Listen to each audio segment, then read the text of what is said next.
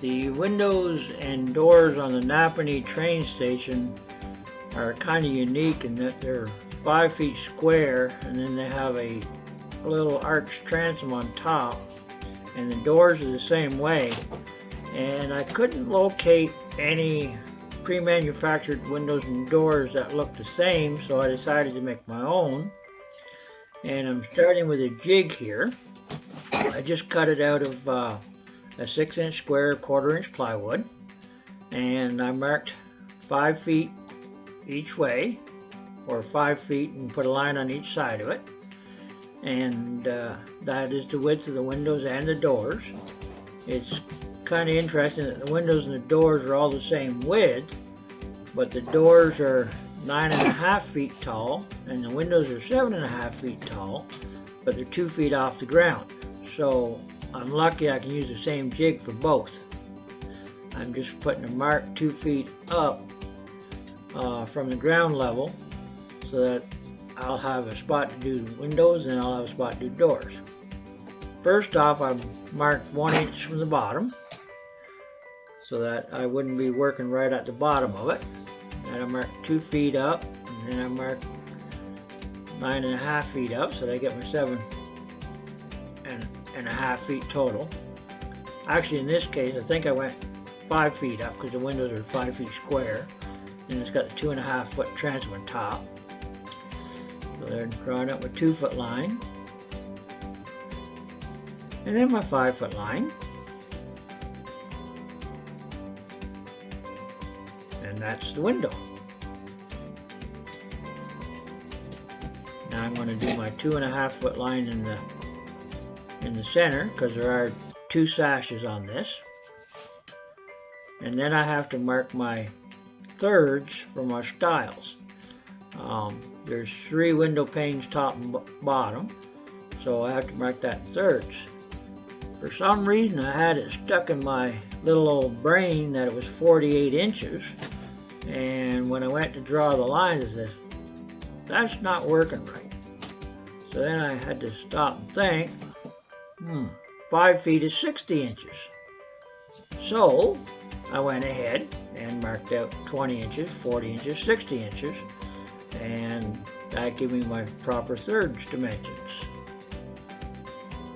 Sometimes the old brain just doesn't work right.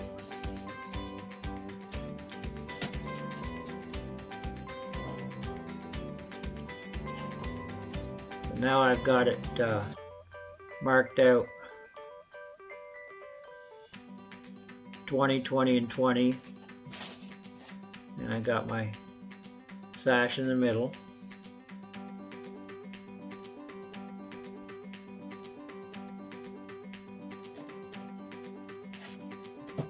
Now I've got to do my arch on top, and I've got this little old El Cheapo compass here. It's not the greatest in the world, but it does work.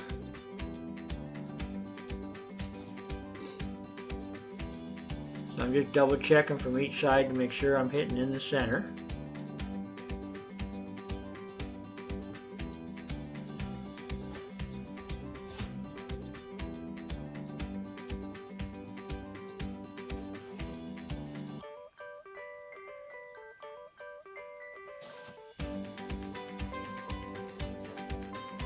There, I finally got it lined up right. Now I can do my arch.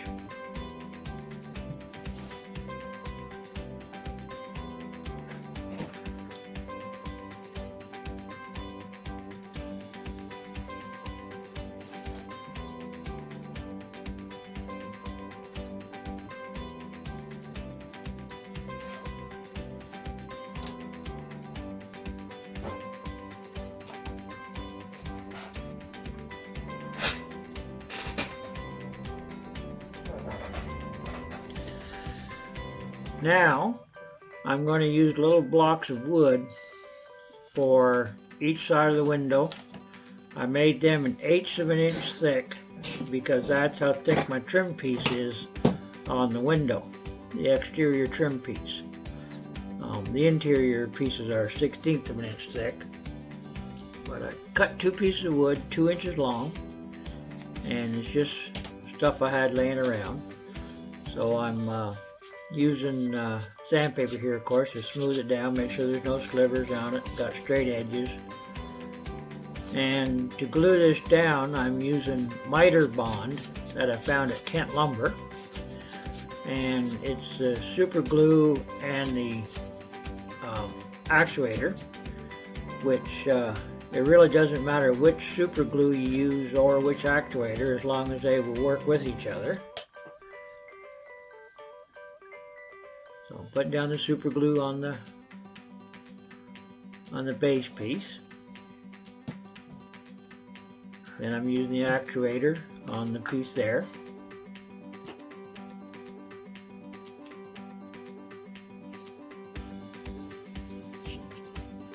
And then you put it down. And you have to be really careful. You have no working time. And if you don't put it down right off the bat, you're done. But once you put it down, it's there.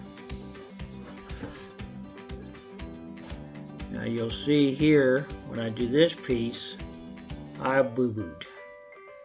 I didn't get it down right where I needed it to be.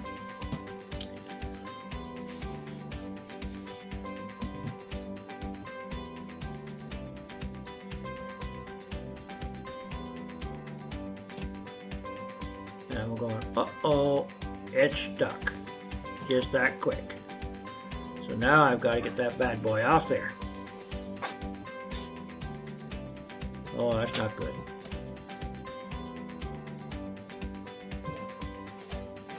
And my X-Acto knife just doesn't have enough strength. So I'm kind of looking around, what can I use to get that up? So I grabbed a little flat screwdriver and pried it underneath. But what happened was the glue and the wood still stuck, and it just pulled the wood out of the piece. So now I've got to get rid of all the wood that's on there, that's up above my base plywood. So I'm sanding it down.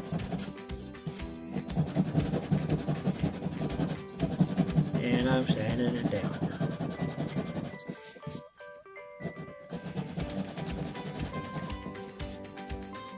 And my little nail file didn't work, so I went and got the bigger file. And now I'm filing it down.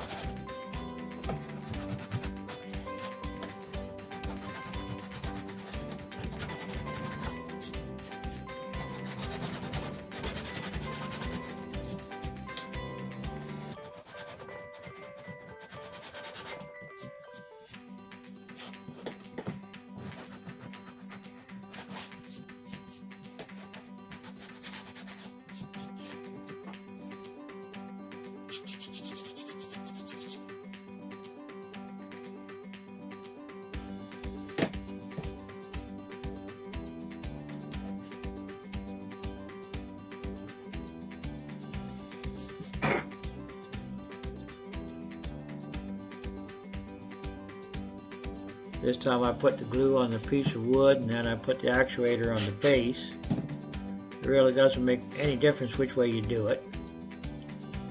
Now, let's see if I get this right.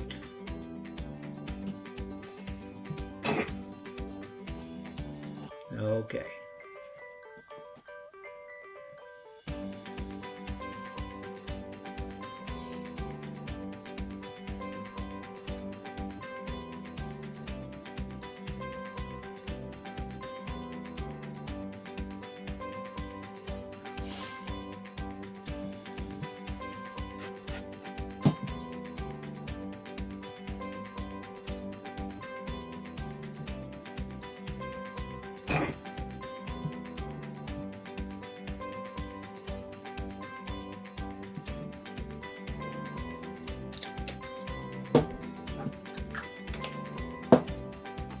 Sand that down a little bit.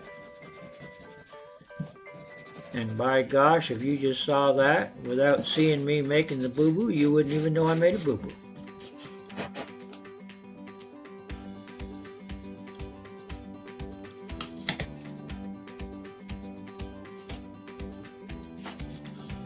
I seen a little burr there that I wanted to file off, so I'm going to take care of that.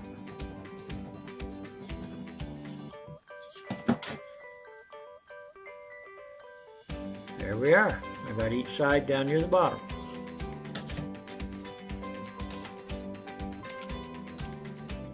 Now I got to make the top piece.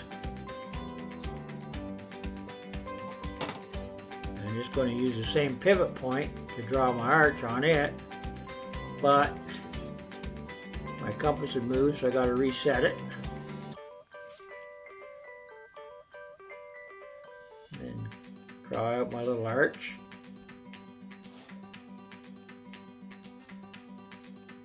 Now I have a little Dremel saw, so I'm going to take it and cut close to the lines with it, and then bring it back, and I'm going to file it until I get it lined right up with my mark down below.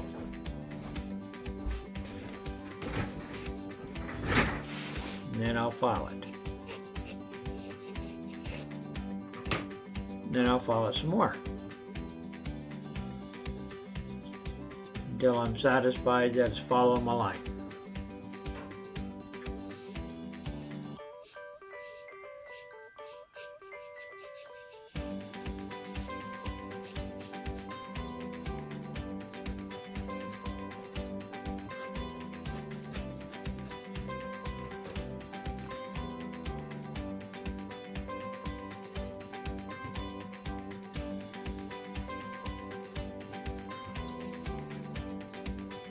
Sand her down smooth.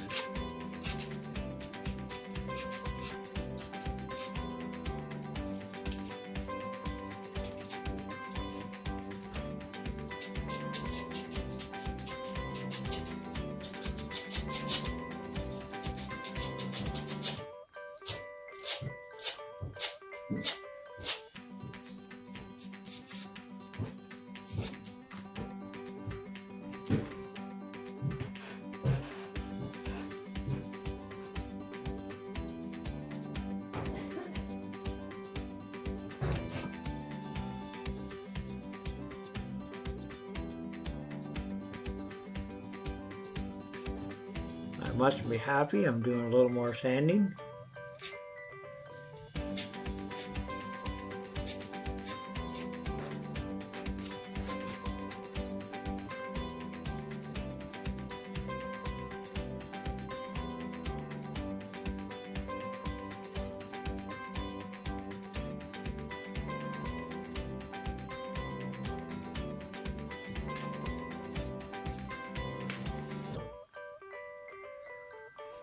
I must be happy with that because now I'm marking out the edges.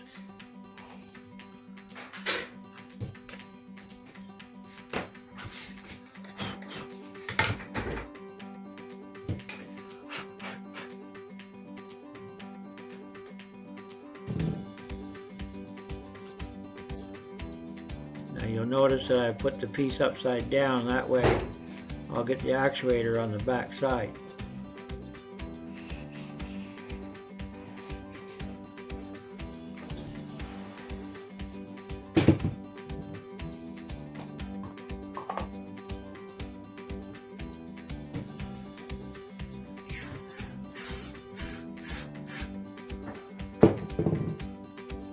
And that will be this jig.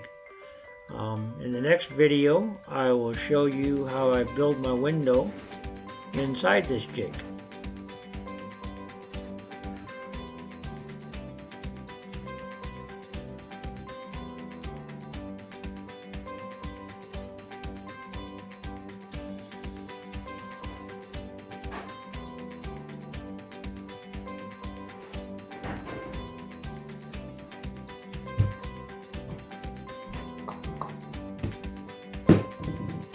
There you have it.